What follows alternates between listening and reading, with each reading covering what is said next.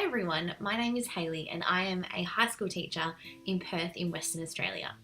Welcome to the House of Humanities. On my channel you will find everything from teaching ideas, reflections on my classroom practice, experiences from my first few years of teaching, and everything in between. I really wanted to start this channel last year and document my first year of teaching, but I found it to be really difficult because your first year of teaching is really difficult and I just did not have that time. So I'm really hoping in my second year of teaching at the same school, I will share everything I possibly can about what it's like being a young high school teacher and following my passions in the classroom. I would take the opportunity in my first video to explain a little bit about myself and the reasons why I wanted to become a high school teacher. So to take you back a little while back into my childhood, I am the eldest of 3 kids and I have always, since I can possibly remember, loved playing either shops or playing schools. Always, one or the other. I would grade papers, I had a little whiteboard, I had mainly imaginary students because my siblings didn't think it was cool enough to be playing schools with me. And I just loved making resources. My mum is a primary trained teacher, and while I was growing up in mid to late primary school, she was doing her degree. So there was always resources around. There were puppets, there was worksheets, you name it, and I would always pinch one or two off the photocopier for myself. I just loved the idea of creating things and creating them for others. It was really fun for me. I also really loved playing shops, especially video shops. And in my house, it was very intricate. Like, we made beeping noises and everything when people borrowed DVDs. Everything was alphabetically organized, you can only imagine. But it was really my passion for sharing information with others that drew me down the path of teaching. However, it's not that simple. Also, being the eldest and the daughter of a teacher, I was very independent and very determined to do things my own way and follow my own path. So as I finished high school, I was a little unsure about what I wanted to do. I had a lot of passion in the areas of criminology and justice and law, and I really felt that that was the path I wanted to go down. However, I sat down with my career advisor in year 12 and she said to me, if we enroll you in a law degree, if you don't like it after 2 or 3 years, you kind of have a dead degree you're not going to do anything with. So she suggested that I enroll in a Bachelor of Criminology and Justice, and then I could reevaluate after 3 years and see if I wanted to then go on and do law.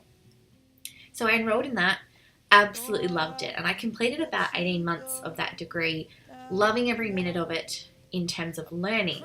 But the practicality of the actual job just didn't align with my values, and being surrounded by such a dark, intense industry just didn't match up with my personality, and I felt that often it was really bringing me down. And I really wanted to be a light in the world, so I came to this place where I was really confused about what I was going to do with my life, where it was going to go, and how I was going to have this big impact that I really wanted to have from when I was little. And I had 6 months off uni. I put my course on hold, had 6 months off to find myself and work out what I wanted to do with my life. And I reflected on what I'd really enjoyed about my degree, and that was learning about things like law, politics, terrorism, so many really interesting humanities-based subjects that I just loved. And I figured, why don't I consider teaching? Because honestly, I didn't even consider it in year 12. It wasn't even on my list of options, like at the bottom. It wasn't even on the list. And I looked at the Humanities and Social Science course, which is like the Social Studies, SOS, S&E, whatever anyone called it. It's now called Humanities and Social Sciences in Australia. And I looked at some of the units, heaps of which I could tick off as units already completed in my previous degree. And the rest of the list were all things I was really interested in learning about. So I enrolled and got in, and it was just a really exciting time where it felt fresh, it felt positive and motivating. I went into units where everyone had these common goals. It was a really positive and happy environment to be in. And I went in with a really academic head. So I had sort of done my socializing at uni, and I just decided, go in, work hard, get good grades, and sort your future out, basically. But of course, I had to go back to the beginning. So this is another 4 years on. So by this point, I'm 2 years out of high school, I'm 19, and I've got another 4-year degree ahead of me. So that was a bit disheartening. But honestly, for any of you considering teaching, the 4 years went so fast, it feels like it was a year. Honestly, so fast. My pracs went fast, and what a positive experience that was. So I completed my degree, at the end of last year and applied for the job I currently have. I applied for some others and I will talk about my application process in another video, but I was lucky enough to get that job. And as I studied throughout my degree, I realised that the creative nature that I have, I mean, you can kind of see my home office probably gives you a bit of an idea, that creative nature and passion inside me could be aligned with a profession.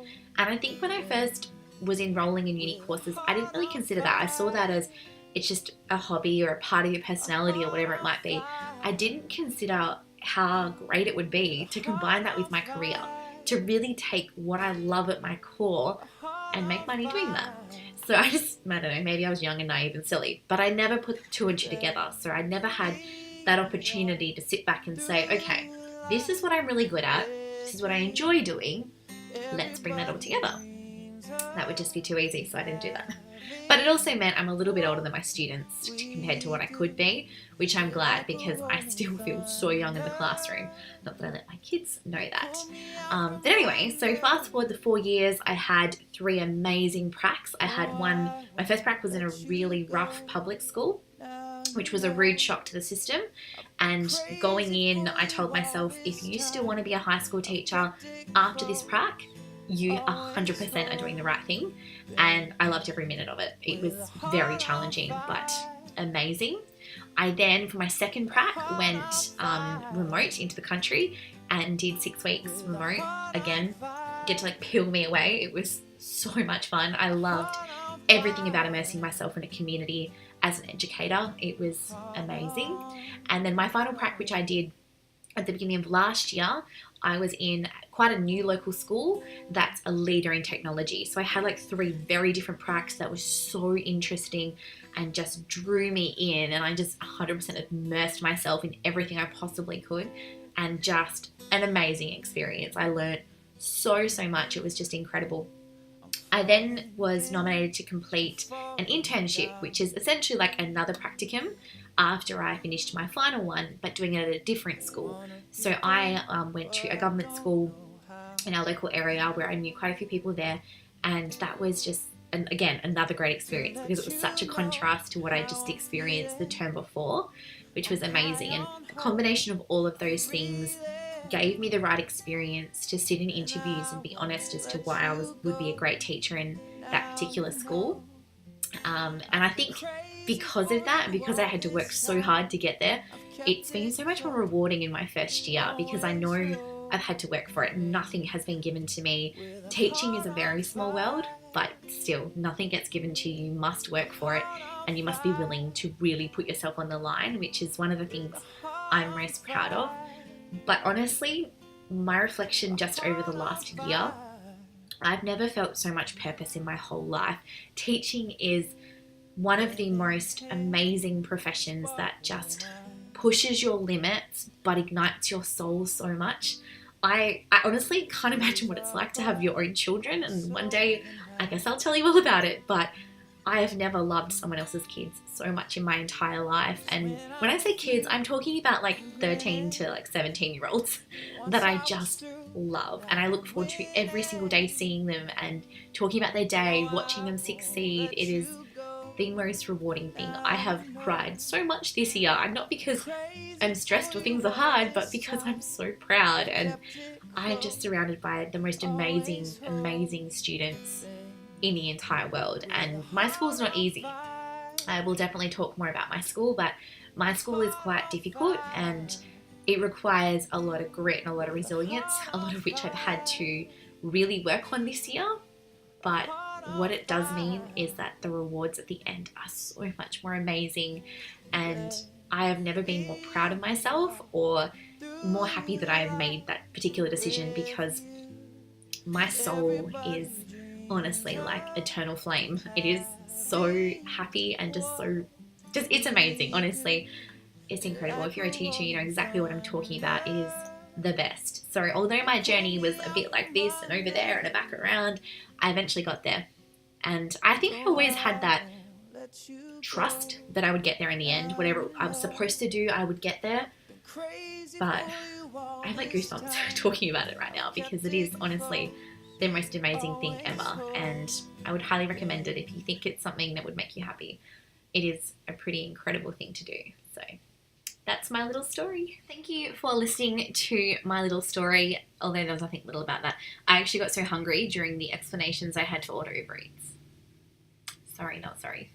But anyway, if you'd like to stay updated with everything in my teaching world, consider subscribing to my channel, but also jump on over to Instagram and follow at House of Humanities for the day-to-day runnings of my classroom, my teaching life, and usually some really down-to-earth, honest chats about what's going on in my classroom.